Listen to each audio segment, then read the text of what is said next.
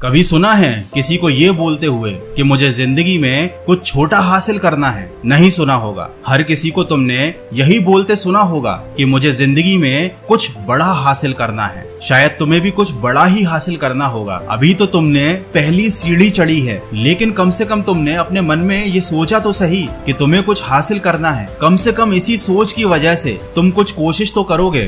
तुमसे ज्यादा गिरे हुए तो वो लोग हैं जिन्होंने आज तक यही नहीं सोचा कि उन्हें कुछ हासिल भी करना है। बड़े और छोटे का सवाल तो अभी शुरू भी नहीं हुआ, लेकिन ये तो केवल पहली सीढ़ी है। सोचते रहने वाले, बातें करते रहने वाले, बड़ी बड़ी फेंकने वाले दोस्तों के बीच तो फेमस हो सकते हैं, लेकिन दुनिया उन्हें नहीं जानती। तो अगर तुमने बातें करना छोड़कर हकीकत में प्रयास करने शुरू कर दिए हैं तो तुम दूसरी सीढ़ी भी चढ़ चुके हो। लेकिन केवल प्रयास करना ही काफी नहीं होता। कई बार प्रयास करने पर हमें असफलता मिलती है, हम निराश हो जाते हैं, हमें ऐसा लगने लगता है कि शायद हम इस काम के लायक नहीं हैं या हमारी किस्मत खराब है, और दूसरी सीढ़ी चढ़ने के बाद हम हार मान जाते हैं। लेकिन अगर आपने असफलताओं का सामना करने के बाद भी अभी तक हार नहीं मानी है, आप अभी भी जिद्दी बने हुए हो, तो आप तीसरी सीढ़ी चढ़ चुके हो। लेकिन क्या आपको मालूम है कि अगली सीढ़ी कौन सी है? अगली सीढ़ी है आत्म साक्षात्कार की, जहाँ पर आपको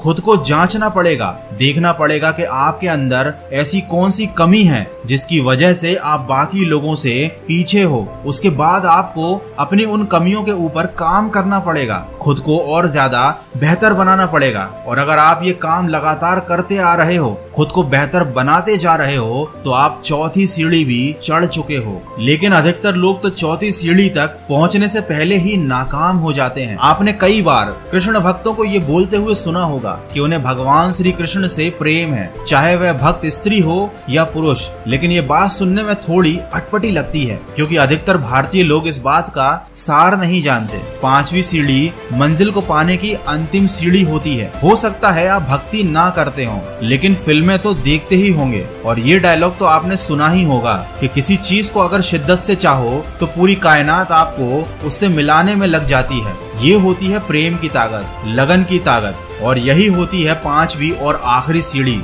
आपको इसी ताकत का इस्तेमाल करना पड़ेगा। सारी निराशाओं से ऊपर उठकर खुद को मंजिल के लायक बनाकर आपको अब उसे प्राप्त करने के लिए लगातार प्रयास करने पड़ेंगे। और उन प्रयासों के लिए आपको अपने मन को नहीं मारना है, बल्कि आपको अपने मन से ही प्रयास करना है। और कोई भी मनुष्य किसी भी चीज, वस्तु या लक्ष्य को पाने के लिए तभी मन से प्रयास करता है जब वह उससे प्रेम करता है। अगर आपको अपनी मंजिल से लगाव है, तभी आप बिना किसी वजह के, बिना रुके, बिना थके लगातार उस मंजिल को पाने के लिए प्रयास कर पाओगे। और एक दिन ऐसा आएगा जब आपको अपनी मंजिल मिल जाएगी। तुम जिस मंजिल को पाना चाहोगे वो मंजिल तुम्हारे कदमों में होगी।